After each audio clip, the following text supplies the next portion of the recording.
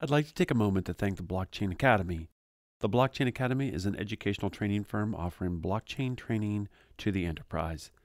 The Blockchain Academy offers courses for both management and developers, offering delivery online and in live classrooms. The Blockchain Academy works with enterprise clients to create and deliver innovative training programs globally. They recently announced a new blockchain course targeted towards attorneys. To learn more about the Blockchain Academy, visit them at www.theblockchainacademy.com. This is the Blockchain 360 podcast. Blockchain 360 is a podcast of interviews and discussions about the current state and direction of blockchain. Thank you for joining us today. If this is your first time listening, then thank you for coming. The Blockchain 360 podcast is produced weekly for your enjoyment, and show notes are found at our website, blockchain360.co. Come back often and feel free to add the podcast to your favorite RSS feed or iTunes. You can also follow us on Twitter at Blockchain360. All links discussed today are included in the show notes.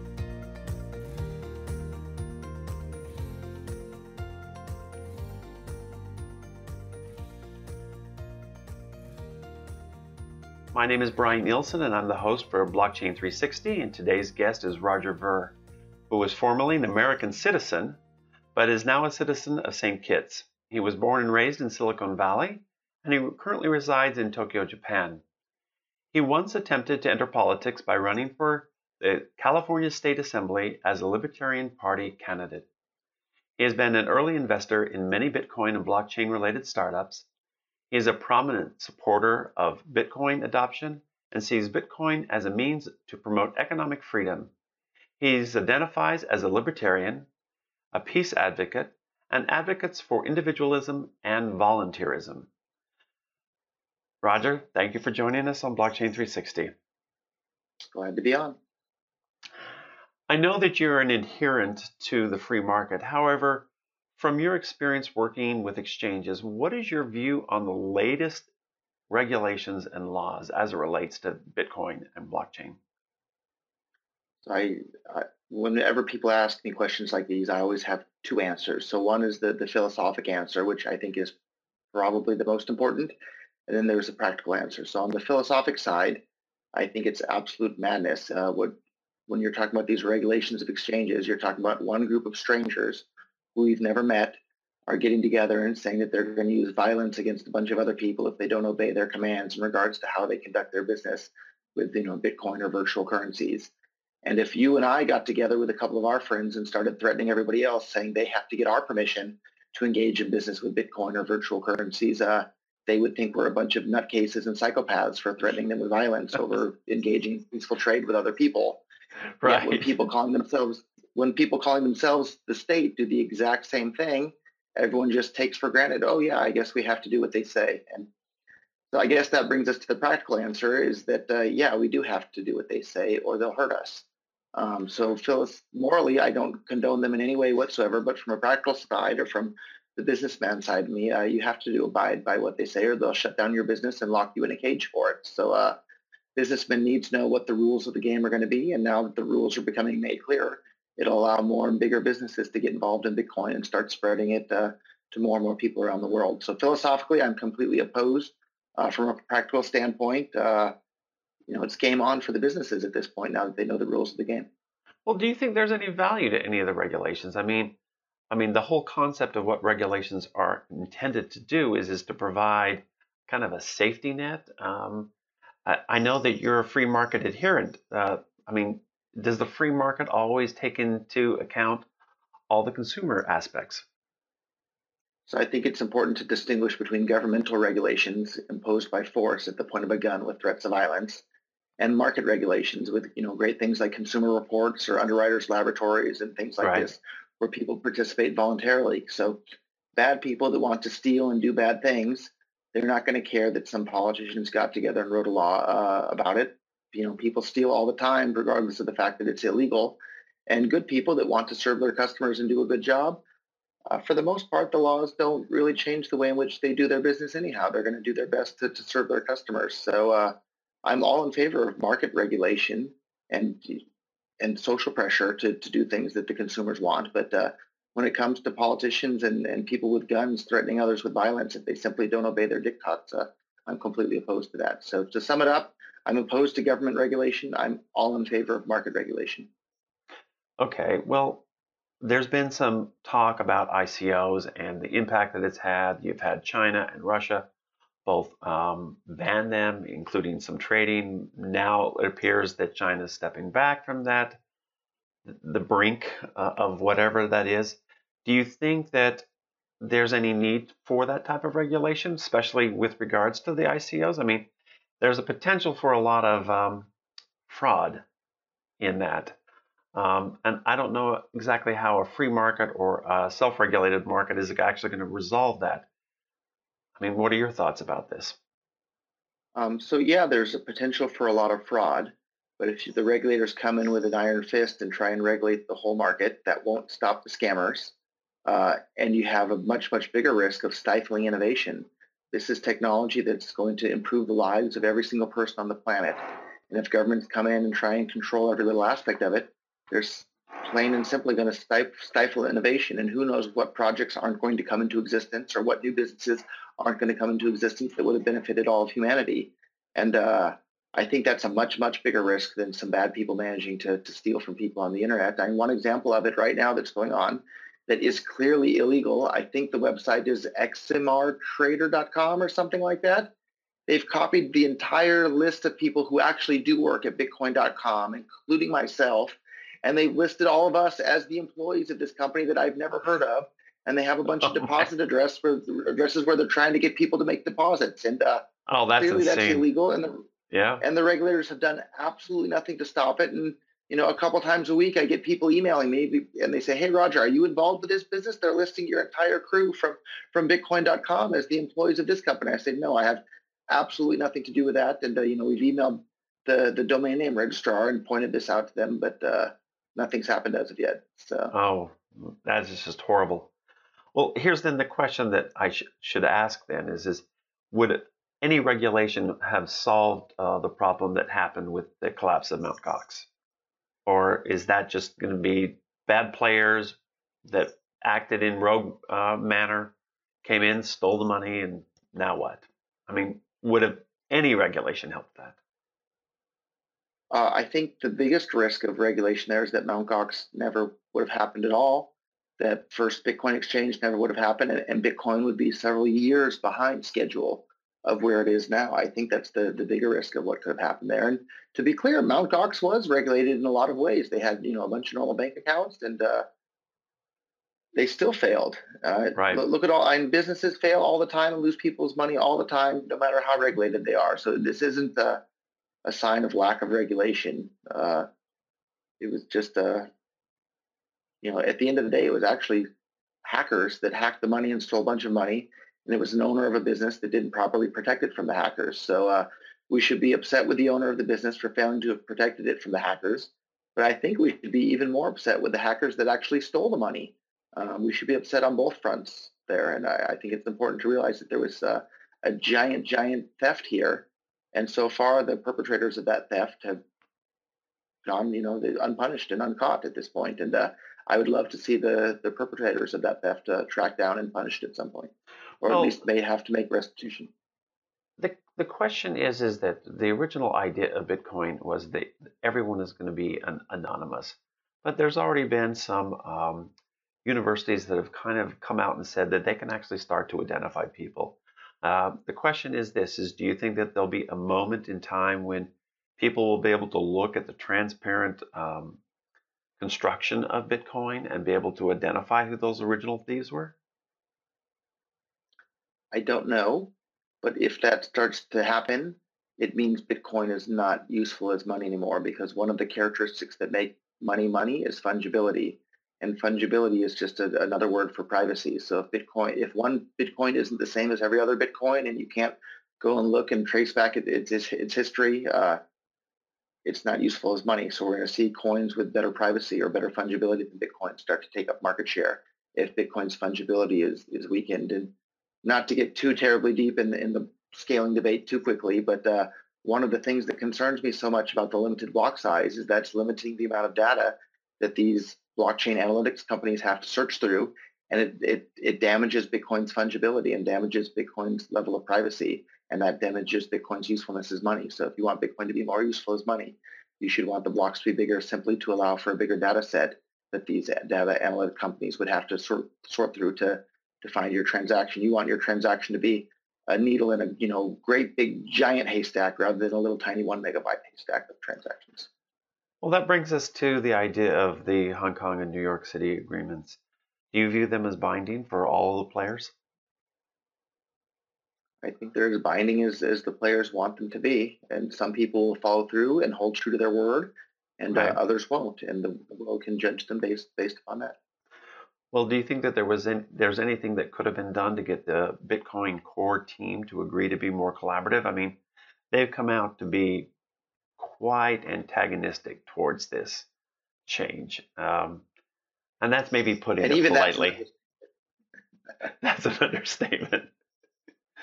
Well, is there any reason? I mean, outside of just the pure religious adherence to the original concept, I mean, is there anything else what's the advantage of keeping the cap where it is? There isn't really any advantage to it, and they've shown that they're not really willing to compromise on it in any way. So the on-chain scaling side, which is clearly in line with the original roadmap laid out by the creator of Bitcoin and the project that I got involved in, and everybody else, Satoshi Nakamoto laid it out that the ultimate solution is to allow the blocks to get as big as they need to be. And initially there was a bit proposal that would allow the blocks to grow to 8 gigabytes over time. And Blockstream and Core supporters, and they said 1 megabyte forever. And then the other side compromised and said, okay, how about we just do 20 megabytes immediately? And we can discuss later. And the other side responded with 1 megabyte. And then we compromised some more, and we said, okay, how about we go 8 megabytes right away?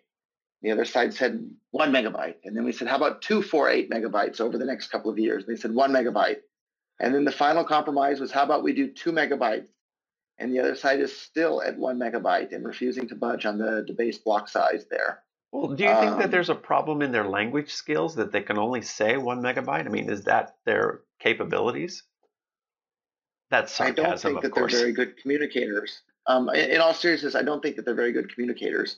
Okay. But one of the other really big problems that I think they have here is they're claiming that the reason we need to keep the blocks at 1 megabyte are so that anybody can validate a transaction on their home computer at home and run a full node. But by keeping the blocks at 1 megabyte, it's going to price all of these home users out of even being able to make a Bitcoin transaction. So they're saying that people aren't even going to be able to afford to make a Bitcoin transaction themselves because the fee will be so high. Yet they'll still be able to validate these transactions that they can't participate in themselves. That's absolute madness, and I want no part of it. Was there a point in time when you were seeing this negotiation take place where you realized that the core team was never, ever going to budge from this position? I used to be a big Blockstream. I guess the question I should say is, was there ever a time when you thought that there was room for some change from their position? Or did they always just, it was really hardcore, religious zeal? No, they came in much later. So in the early days of Bitcoin, everybody just assumed and knew and that the blocks would be allowed to become bigger as more and more people started to use Bitcoin. And it was just unfathomable that people would ever try and limit that to 1 megabyte forever. And then these people came in later that don't understand economics. They think that people are going to pay $100 or $1,000 a transaction to use Bitcoin when there's 1,001 other competing currencies out there that are looking to take Bitcoin's market share and have started to take Bitcoin's market share. Sure. Every business is incredibly frustrated with this, and they're looking for alternatives. And we've watched Bitcoin's market share drop from high 90% to around 50% today as a direct result. And I hear a lot of these other people say, "Oh, Roger, look at this! Bitcoin's at an all-time high today. It's $5,000-something." But they don't stop and think for a minute how many businesses stopped their Bitcoin adoption or didn't integrate new things, or all the projects that got put on hold or canceled because of these high fees and unreliable Bitcoin transactions. Bitcoin likely could have been $50,000 already today if it hadn't hit this scaling bottleneck. And Bitcoin would probably still have 90+% market share today if it hadn't hit this scaling bottleneck. So the fact that the price is only $5,000 today should make us, be crying over it because of the lost opportunity that we had there by these people without a clue when it comes to economics, stopping Bitcoin from being able to scale for more people to use it. And it breaks my heart as the first person in the world to start investing in Bitcoin startups and promoting this on a big level to people around the world. Now my own business, we're having to look at what altcoins we're going to use. And that's right. That's a sad feeling. And for no reason other than a bunch of people think that Bitcoin is going to be used no matter how unreliable the transactions are and how high the fees are. And they openly advocate for Bitcoin to have unreliable transactions. And they openly advocate for Bitcoin to have high fees. And why? I used to be a big it doesn't even make any sense. supporter. In their twisted view of the world, they think that people need to be able to, every single Bitcoin user needs to run a full node on their home computer. And they view decentralization as the goal, whereas I don't view decentralization as the goal. I view censorship resistance as the goal. And decentralization is simply the tool we use to achieve that goal. And as long as we have enough decentralization to attain censorship resistance, that's all we need. But these other people seem to see the decentralization as a goal in and of itself. And they openly say they don't care how many people use Bitcoin. They don't care about adoption. They don't care about these things. As long as Bitcoin remains decentralized, that's good enough for them. Whereas I have the exact opposite view. As long as Bitcoin remains censorship resistant, and in doing so, we can undermine every single government on the planet's ability to control the money supply and control what people do with their own money. So that's my goal, which is very, very different than these other people's goal. Interesting. When you look at the companies that are trying to,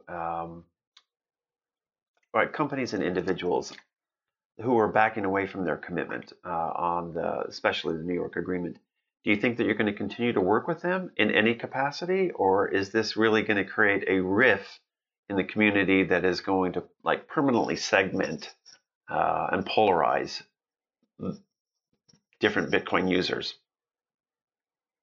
I think the New York Agreement is still very likely to happen. There's still, about 90-something% of the businesses are on board with it. The only ones that aren't are businesses that don't actually have any users or serve any customers. A reoccurring theme I found in this debate, and I don't think it's an exaggeration to say that.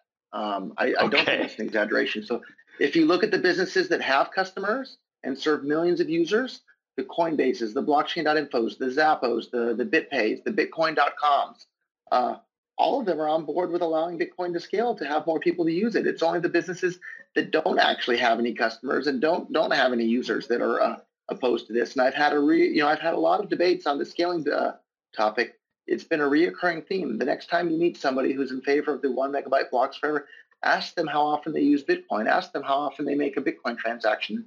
9 times out of 10, they'll say that they hardly ever use Bitcoin and they just use it to save something and they think they're going to get rich off of it someday. But the only reason Bitcoin can even be used as a store of value is if it's used in commerce. And if Bitcoin isn't used in commerce, it can't be used as a store of value. It has to be both of those things, or it will be neither.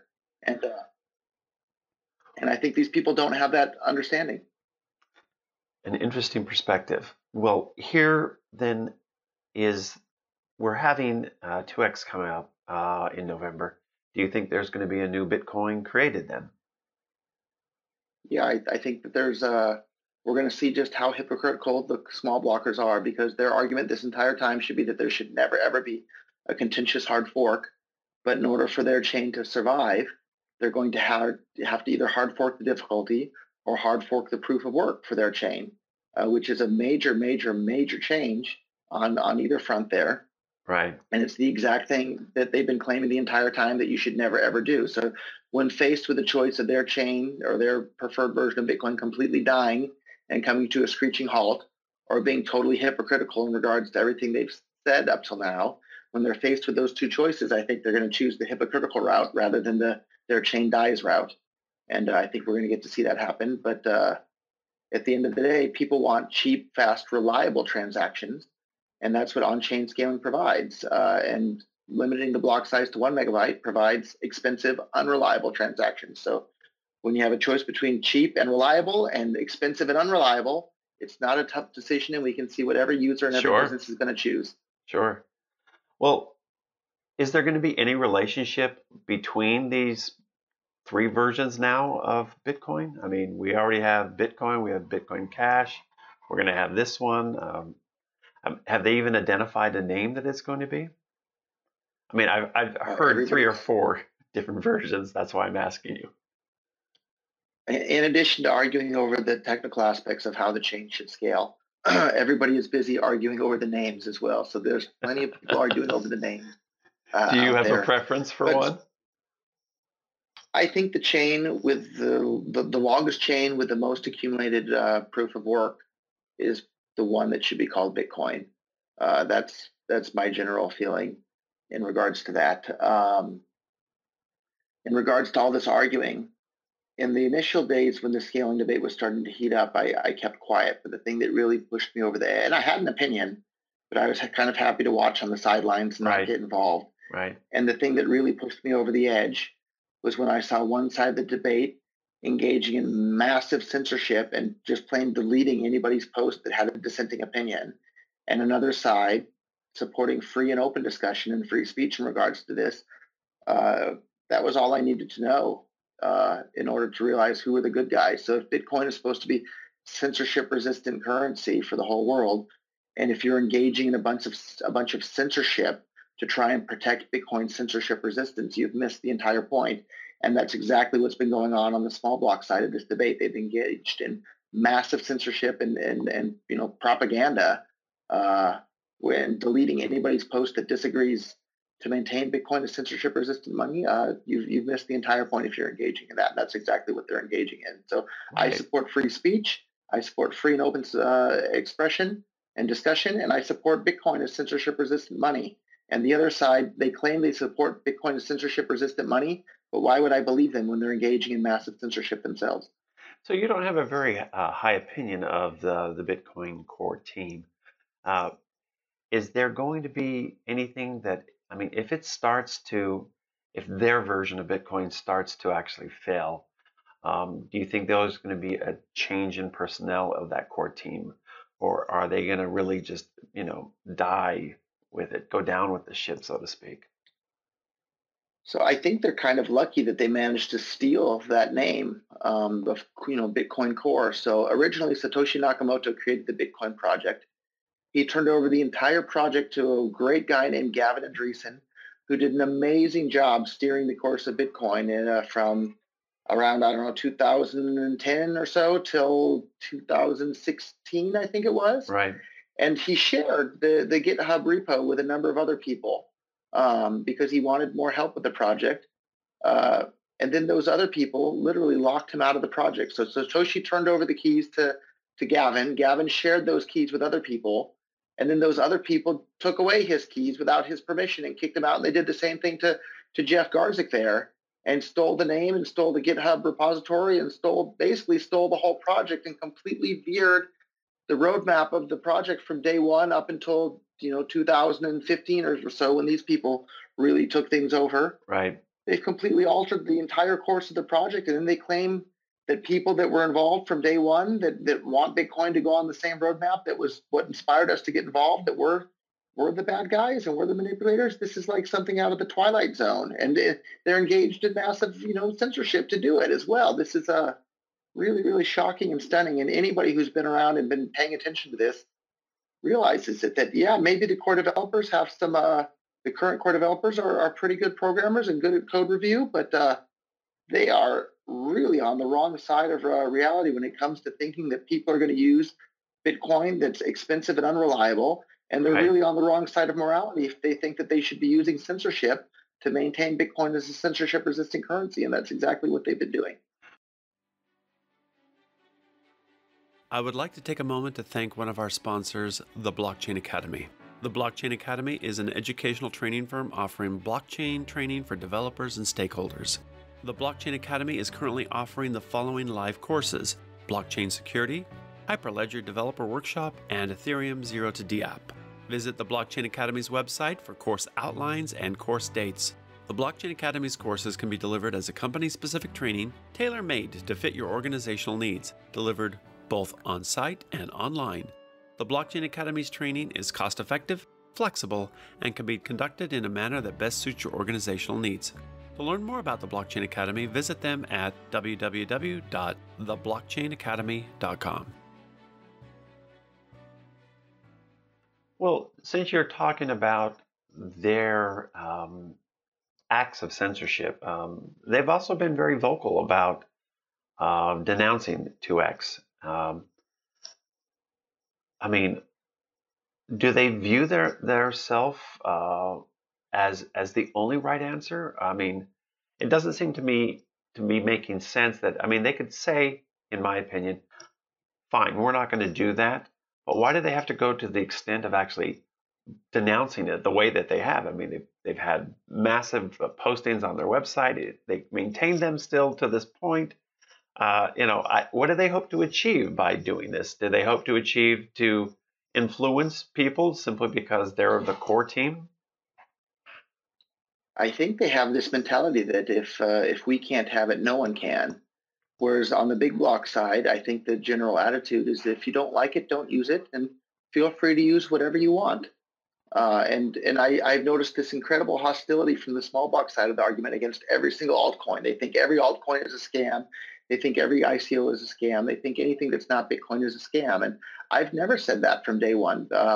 I think if you find something useful, go ahead and use it in your life. So if you want to use Dogecoin, which I don't think is a good form of money, but feel free to do it. You're more than welcome to do it. I don't care. If you want to use any other crypto coin out there, go ahead and do it. It doesn't bother me one bit. If you don't like Bitcoin with 1 megabyte blocks, don't use it. If you don't like Bitcoin with 2 megabyte blocks, don't use it. If you don't like Bitcoin Cash, don't use it. But don't burn down somebody else's house just because you don't like it. Let them do whatever they want. Right. Bitcoin and cryptocurrency are supposed to be all about permissionless innovation. So Exactly. Let people innovate. And if somebody's doing something you don't like, don't worry about it. Don't participate in their project. Focus on what you're doing. Right. Well, some people have actually said that that the SegWit 2X is being pushed by miners and really doesn't represent actual Bitcoin users. Do you believe that that's true in any way? So the core people have been saying things like that. And again, that's a bunch of nonsense. The Bitcoin users that are the most dedicated, devout Bitcoin users are the miners. 100% of their income is in Bitcoin. That's true. All of They're their fully vested. Resources are tied up in miners. Yeah, their entire lives revolve around Bitcoin. And how much more invested can you be in supporting Bitcoin and wanting Bitcoin to succeed than when 100% of your income is in Bitcoin and 100% of your income depends on Bitcoin being successful Right. and Bitcoin continuing to grow. So the miners are the most dedicated Bitcoin users in the entire world. And probably the most heavy users, if you really step back and think about it. Because everything that they've done, they've really pushed all their chips into the center of the table, say we're all in. But there are some people who've complained about the quality of the 2X code. Some have suggested that the code is a little sloppy or maybe even mediocre at best. What are your thoughts about the quality of code? Is this code final, or is it going to be something that is going to be, evolving over time? So Gavin Andreessen and Jeff Garzik are two of the main guys working on it that have a fantastic track record. And even if I completely concede the point that the core team are better programmers and write tighter code that's cleaner with less bugs, it doesn't matter. They've broken the economic code of Bitcoin. They're intentionally trying to make Bitcoin be unreliable and have high fees. And even if the code works absolutely perfectly with no bugs, if you design a system with the wrong goals in mind of high fees and unreliable transactions, people are going to use something else. So, and I don't necessarily concede the point that they are better programmers, but even if I were to, it doesn't matter if they're busy coding with the wrong goals in mind, which they certainly are. Okay. Well, Bitcoin has become quite political, both internally within the community and externally. So let's start with some of the internal issues. I mean, we know that there's bad blood within the community, but do you expect that there is going to be any long-term impact due to these disagreements? I mean, how are you affected by all of these? I mean, you're taking this very libertarian viewpoint and stand towards either the adoption of Bitcoin or even potentially other altcoins. But I mean, what is that? Is that going to create a rift that is just going to just decamp everybody to their own little camps, and then we'll fight battles in the future from those camps? Yeah, so I guess it's worth pointing out also that there wasn't really any bad blood at all. Like, there was certainly lots of heated debate, and people were arguing about this sort of thing, but it wasn't hostile. There wasn't any viciousness on this until the censorship started. And that's what really made everybody get really riled up and upset, is that when the biggest discussion platform, our Bitcoin and BitcoinTalk.org, and our Bitcoin has more people visiting it every single day than probably every single other Bitcoin news website in the world combined. That's how big of a platform our Bitcoin is. And when the censorship on there started, that's when people got really upset and the attacks became really vicious on both sides. Because if Bitcoin's supposed to be censorship-resistant money, don't engage in censorship to Right. try and maintain that. So that's when things really got really heated up and got mean and nasty, to be honest. And in regards to your question, though, I'm looking forward to a day when there's a divorce between the people that want Bitcoin to have high fees and be unreliable and don't support free speech, and the people who want Bitcoin to become a worldwide currency to rival and hopefully replace the euro, the dollar, and the yen, and support free speech and support free association and support people being allowed to live their own lives however they want, so long as it's peaceful. So I can't wait for a divorce between those two parties, and my life will be much happier once that divorce fully comes. And I'm not sure exactly how that divorce will come, but I think it's coming, and I look forward to it coming, because my life and everybody else who supports free association and free speech's life will be much happier after that point. Okay, so let's now look a little bit externally. People like Jamie Dimon from JPMorgan has publicly called Bitcoin a bubble. What do you think of his position? I think he either doesn't fully understand Bitcoin, or he sees Bitcoin as a threat to what he's up to currently, and was lashing out against that threat. But I suspect it's probably the first. I think he just doesn't fully understand why Bitcoin is so incredibly useful as money, and it's certainly less of a bubble than the U.S. dollar. The U.S. dollar can be printed as many of them as they want at any time for any reason. With Bitcoin, that can't happen. So at the very least, Bitcoin's less of a bubble on that front. Okay, but he's not the only one. Ray Dalio from Bridgewater Associates has also called into question the viability of Bitcoin. I mean, both of these men are billionaires, and they appear to have a deep understanding of the financial markets and the value of money, and how the velocity of money works, and what the impact is of inflation due to just the public printing of money. I mean, how is it that they can be so wrong about Bitcoin? So I think the proof is in the pudding there. So both those guys may be billionaires, but if you look at the investments that they've made over the last 5 years, I doubt any of them have outperformed Bitcoin. And so all of these libertarians, I think, have a very good understanding of money, and that's why they started investing in Bitcoin so early on. And so their investments have done better on a percentage basis than Jamie Dimon's or any of these other traditional bankers' investments. So that's a pretty good piece of empirical evidence that advocates of Bitcoin are on the right track when it comes to what makes something useful as money.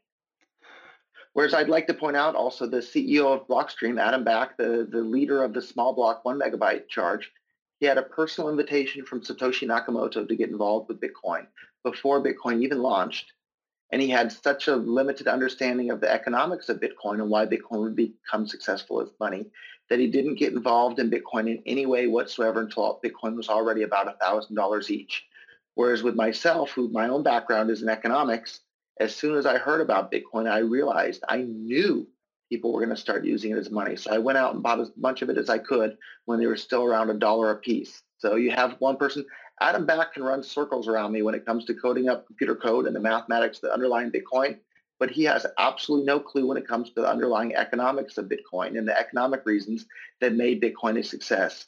And if he did have an understanding, he would have bought a whole bunch of it in the earliest days. And even to this very day, he says that he thinks people will still use Bitcoin if it costs $1,000 per transaction. He's absolutely wrong, and that just shows he has absolutely no understanding of the economic reasons why Bitcoin came to be used as money. And he's actively, not because he's a bad guy, just because he doesn't understand. He's actively damaging Bitcoin's usefulness as money. And that's heartbreaking for me as someone who has been one of the most prolific spreaders of Bitcoin to people around the world. Right. Well, China, as we know, has ended all ICOs, and they're terminating all of the trading at exchanges. And yet they continue to be the... So if I can interject. Hang on. Let me finish the question. They continue to be, though, the center of all Bitcoin mining. I mean, they're the superpower of Bitcoin mining. So how are they going to, negotiate these two positions where one is they have an economy that now has a high dependence on this product, and they're turning around and saying on the other side, you can't actually use this locally. I mean, how do you think this is going to happen? I mean, I don't even know how to ask it any further. Maybe they've gotten some politicians in Beijing that 99.9999% of the Chinese people have never met and know nothing about, got together and wrote down some words on a piece of paper and called it a law and decided they would threaten all these other peaceful people with violence if they don't obey those words they wrote down on a piece of paper. And I'd like to point out that I don't think writing down words on a piece of paper and calling the law alters morality in any way whatsoever. I agree. So if it was morally acceptable for people to engage in ICOs before they wrote down those words on a piece of paper, it's still morally acceptable for people to engage in ICOs after they wrote down those words on a piece of paper. And I don't think it's done particularly much to stop people. Bitcoin and cryptocurrencies allow for permissionless innovation all over the world. So I'm sure there's still tons of Chinese and people participating in ICOs and trading cryptocurrencies and doing all sorts of things. And they have to be a little bit more careful about it now than they did before, because maybe those bad people in Beijing will hurt them over it. But it didn't stop it. It's not going to stop it. Bitcoin, and I'm looking forward to Bitcoin and cryptocurrencies undermining the control of those people in Beijing, right? Why should a few people in Beijing get to control 1 billion people in the rest of China? And why should any of these politicians in the capitals of any of these countries get to have a say in anybody's life? We're all human beings. We're all in this, rock flying around in outer space. Why should one small group of human beings get to boss everybody else around? It's absolute nonsense. And that's why I'm involved in Bitcoin, to put an end to this nonsense. Bitcoin puts every human being on the same level playing field. And that's a wonderful, wonderful thing for anybody that believes in equal rights. Obviously, the politicians don't. They're trying to rule over their fellow human beings, but Bitcoin to the rescue and cryptocurrencies to the rescue. So that's why I'm involved. That's a good one. Well, since we're talking about nations here, you've suggested that you wanted to create a libertarian nation. And I've seen articles that suggest that you're in the process of actually securing some islands or land to create this nation. Have you identified any potential sites? So I can't talk about the potential sites, but I'd like to clarify that we're trying to create the world's first non-nation. It won't actually be a government. There will be no centralized government. There'll be an initial constitution and a set of rules that go with the land titles, and everybody will have to abide by those laws, but there isn't going to be any sort of central entity that controls that or enforces that, or there's not going to be one small group of human beings bossing around everybody else with threats of violence. And if you're a libertarian, obviously you should love this idea. If you're not a libertarian, you think we do need government, you should love this idea, because then when we set up this non-country and it goes crazy and it's a horrible, horrible, horrible place that nobody wants to live there because of rampant crime and victimization, you can point to that and say, see, there's proof why we need a government. So if you're a libertarian, you should love it. If you're not a libertarian, you should love it. No matter where you are on the political spectrum, you should love our attempt to do this. All right. Well, how much land do you think you're going to need for this non-nation? Well, the more the better. We've already raised more than $100 million of private capital, and we're looking at the right way to allow the public to participate, to contribute as well. And I don't think it's unrealistic to think that we could raise $500 million, $1 billion, maybe even $2 billion worth of cryptocurrency. And so the more money we raise, the bigger a chunk of land that we can buy. Sure. And we're not just buying the land, we're buying the land and paying the government to grant us sovereignty with that land. So it'll be the world's first geographic area without a nation state, which I think will be a wonderful thing. And if it's even half as big a success as we think it's going to be, I think this can be a model for the rest of the world to follow. When people see, wow, look at how much wealth and value and what a wonderful place was created, more and more people are going to start doing that with more and more pieces of land around the world. Well, are there any strategic requirements for this non-nation's location? So the basic requirements we have is we want it to have a seaport of some sort. Right. We want it to be near major economic powerhouses, so we have great trading powers partners. We would like it to have an airport. We would like it to be out of a war zone. So those are the main things we're looking Well, for. it sounds like in the middle of the Pacific. There's lots. No, we want it to be close to other existing economic powerhouses, so we have traders to be by. Okay. So some of the areas that are high on our list would be the Caribbean or the Mediterranean. It seemed like good areas to start out with. Well, this non-nation would have land registries, so it could manage that. Would there be any issuance of like passports? I mean, you are a citizen of St. Kitts, and St. Kitts has been very public about how they're selling their passports to investments made by people. And they're not the only one that's trying to do this. I mean, do you think that there's a need for documentation that, their passport is accepted I think 141 countries you can actually travel to with their passport without a visa. Is there a need for those type of government documents? I mean, while internally it doesn't need to have a government structure, externally, does it have to have something? So our thought at this time is that we won't be issuing any sort of passports. We won't have any sort of centralized government to issue those.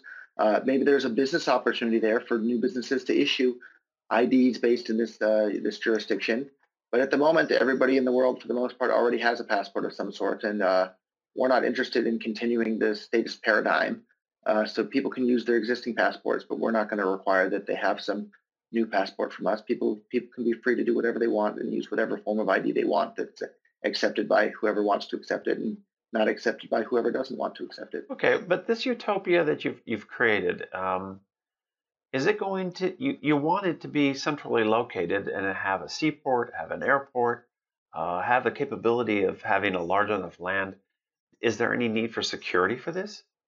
I mean, are you looking for working with an existing government who you can buy the land and then have them basically allow you to be a sovereign country for protection? I mean, is there going to be anything there from the security standpoint? Yeah, everything's negotiable in the initial sale of the land. So perhaps there'll be some sort of a negotiation where the initial government that we purchased the land from will provide some sort of security. But there's also lots of interesting options how cryptocurrencies can help provide for security as well, and including national defense. So there's lots of interesting things that have been enabled thanks to cryptocurrencies that were never possible before the invention, such as bounties to help secure the people within a particular geographic area against outside foreign aggressors. Okay. Do you think that there's going to be a need for any taxation to pay for like these airports and the seaport and the maintenance of the seaport and roads and infrastructure, water, sewer lines, electrical lines, the whole entire power grid? Or how's that going to actually work? So the short answer is all of that will actually work without violence. The more detailed answer is that people love hospitals, people love roads and bridges and airports and all these sorts of things. And things that people like, they're more than willing to pay for it without violence. They'll pay for it voluntarily. You don't have to have one small group of people bossing everybody around, threatening them, saying you have to pay for this new airport or this hospital or this school. Otherwise, we'll send you to jail. People love hospitals and schools and airports, so they'll pay for them voluntarily. And it's not going to be any issue whatsoever if getting people to pay for things that they like. Where I do think it'll be a problem is for things that people don't like. So I don't think you're going to be able to get people to voluntarily come together and pay for a bunch of guns and tanks and bombs to drop on people on the other side of the world, which is exactly what we have happening in the United States and all sorts of other countries around the world. Right. People aren't interested in paying to murder people on the other side of the globe. And the only way that people can get them to pay for that is through taxation, which is the moral equivalent of theft. And in our new non-country, there won't be any of that sort of thing. It'll be a completely voluntary society. Well, Elon Musk has had a lot of people volunteer for his trips to Mars. How many people have expressed interest to move to this non-country? We have been overwhelmed with people signing up and emailing and contacting us and wanting to help, including multiple billionaires with a B at this point have reached out to us wanting to help. So That's and traditional billionaires, not billionaires who made all their money recently in crypto coins either. So that's pretty exciting to see just how much interest there is from all sorts of successful established businessmen around the world. Have you thought of a name for this place? The current working name is Free Society, and our website is freesociety.com. Okay. For all of you who want to actually learn more about it, that's where you're going to go. Now, I've interviewed Congressman Jared Polis, who is a founding member of the Congressional Blockchain Caucus. And in my interview, he indicated that he does not believe the U.S. government will be implementing blockchain in any meaningful way for at least 10 to 12 years. Do you consider that a reasonable implementation timeline? It's really hard to say. As I think it was Ray Kurzweil who pointed out that things always take longer in the short term, but always happens much faster in the long term than you expect in regards to the amount of change. Right. So I've been involved in Bitcoin almost 7 years now, and it's amazing how far the ecosystem has come, but we still have a long, long ways to go. But I would be shocked if there's not, just an absolute huge amount of adoption, far more than the amount that we've had in the first 7 years since my involvement. I think we're going to see a lot more than that in the next 7 years. But what are the risks for non-adoption, though? I think the biggest risks are just retarding the rate of economic growth for the entire world. And the way to improve the world is through economic growth. It makes every single person on the planet's standard of living better. And so we should do everything we can to increase the rate of economic growth as quickly as we can.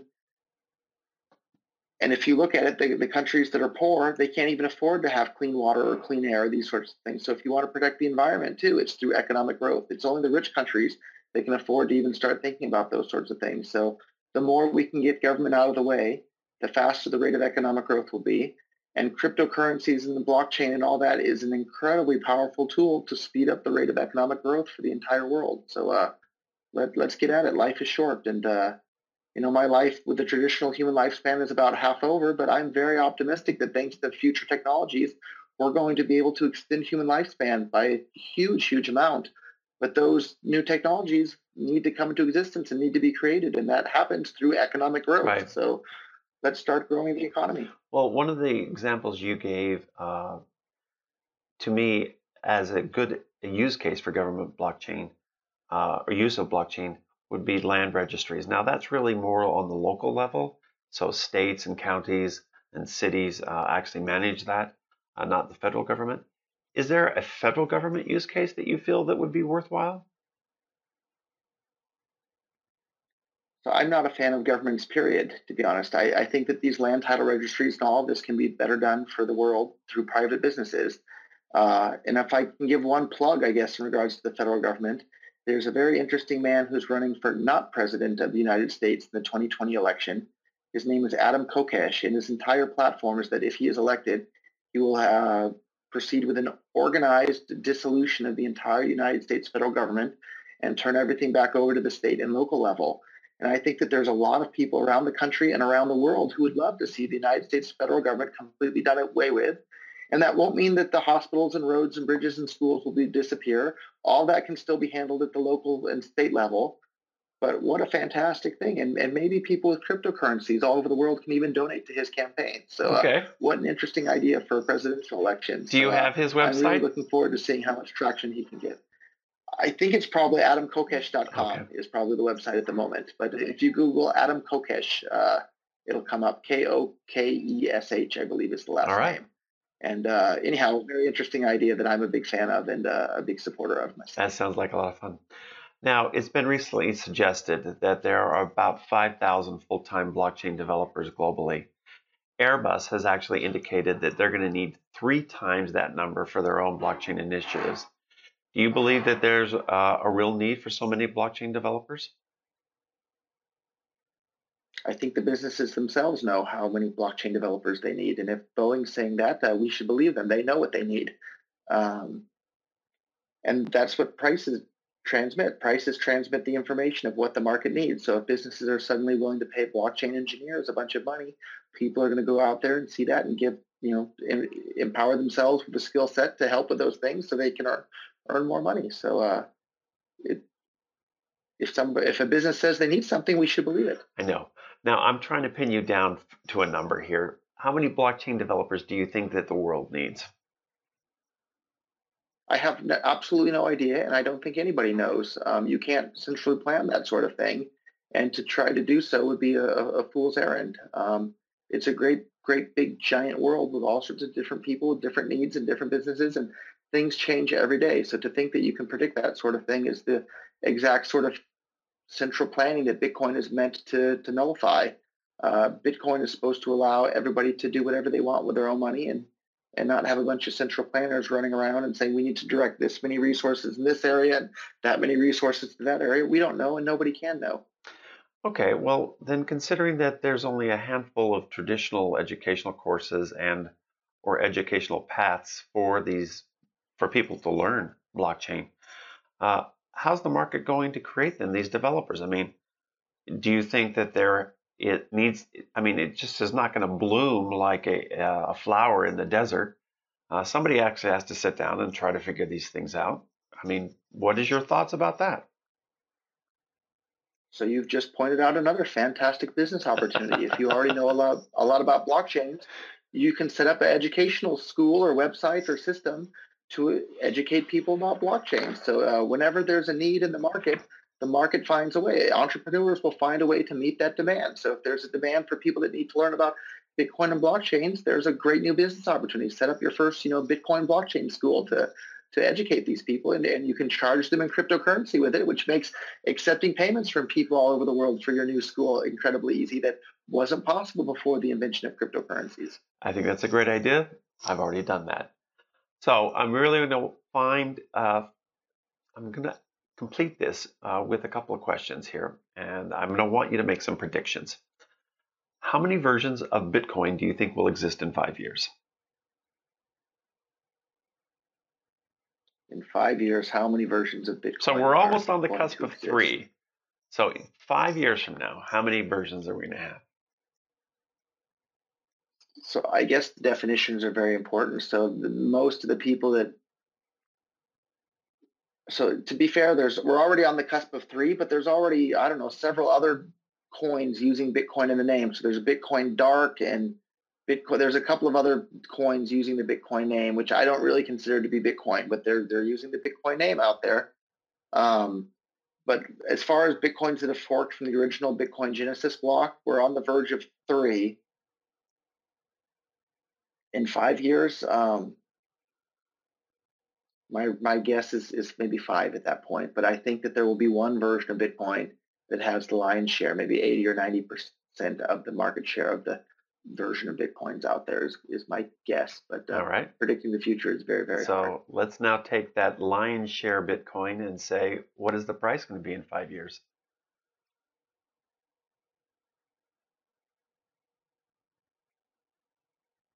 In 5 years, I think coming up on $100,000 is very, very, maybe in the $100,000 range is well within the realm of possibility. And that would just be 20x from where we are today. So, and it's a moving scale too. It depends on how much governments inflate their currencies as well. That's true so too. If the U.S.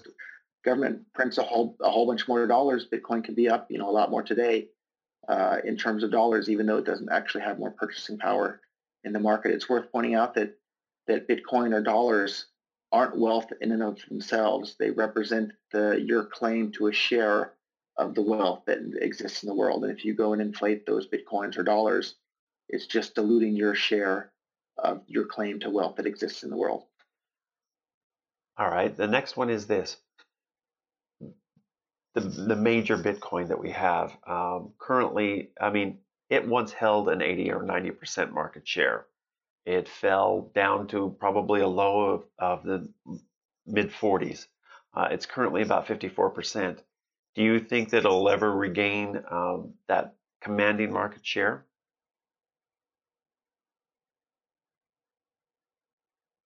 To be honest, I hope it will, but I think it's unlikely at this point. Bitcoin had this just absolute light year head start on top of every other cryptocurrency. And these people that openly say they want Bitcoin to have high fees and unreliable transactions have destroyed that first mover advantage. And the main place where Bitcoin still has some of that first mover advantage is in name recognition and overall user base size, but it's really been eroded and severely damaged by these people. And they're still, not because they're bad people, but just simply because they don't understand the economic reasons that Bitcoin came to be used as money. They're still busy damaging Bitcoin's first mover advantage, and they're still busy damaging Bitcoin's usefulness in commerce. And if they continue to succeed in damaging Bitcoin's usefulness in commerce, it's going to continue to lose even more market share to these altcoins. So it breaks my heart to say that, but I think that's the truth, and the truth is much more important than my emotional attachment to Bitcoin. All right, so my final question is this. You've said that there's a potential to be 5 Bitcoins in 5 years, 5 branches or forked Bitcoins. Do you think that any of those upcoming versions is going to become the dominant one? Or is it going to be one of the existing 3? So in the short term, I'm most bullish on the SegWit 2x version of Bitcoin. It has 90+% of the ecosystem support, and I think that's going to happen. In the long run, I'm probably a bit more bullish on Bitcoin Cash, to be honest, because if SegWit 2x happens, a lot of these people that aren't such big fans of on-chain scaling are still going to be there, are still going to be fighting and arguing over that. Whereas Bitcoin Cash, the stated goal from day one is just to allow Bitcoin blocks to become as big as they need to be. And that creates Bitcoin transactions that are incredibly cheap and incredibly reliable. And in the long run, businesses that offer their customers something that's cheap and reliable are going to do a lot better than businesses that offer their customers something that's expensive and unreliable. So in the short run, I'm bullish on SegWit 2x. In the long run, I'm bullish on Bitcoin Cash. And if I had to throw in one other non-Bitcoin thing that I'm bullish on is the privacy coins. Bitcoin's privacy is much weaker than it needs to be.